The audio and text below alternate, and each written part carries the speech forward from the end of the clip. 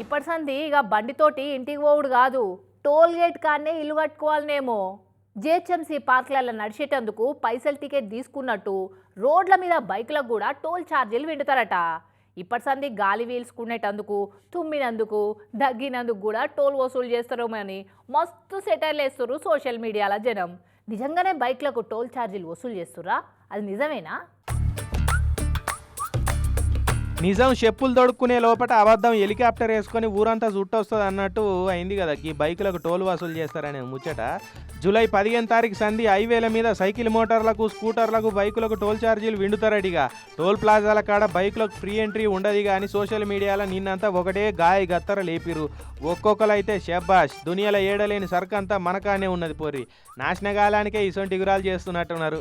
నల్లధనం తెచ్చుడు కాదు కానీ గల్లబట్టి జనాల జేబులు కొడుతున్నారా? తలకాయ ఉన్నోడు ఎవడన్నా బైకులకు టోల్ ఛార్జీలు పెడతాడా?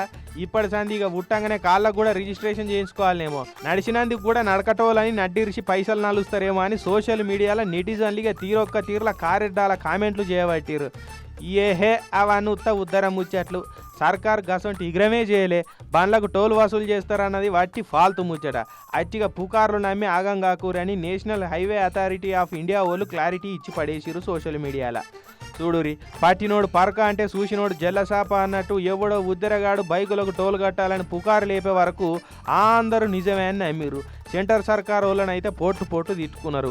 అబద్ధం అని తెలిసి హమ్మయ్య అనుకున్నారు. ఇప్పుడు బండ్లకు టోల్ వసూలు చేస్తారని అంటే అన్నారు కానీ ఆ ఊహే ఎంత బాగున్నదా అని NHAI వాళ్ళకు లేనిపోని ఐడియాలు ఇచ్చినట్టు అయింది కదా ఇప్పుడు.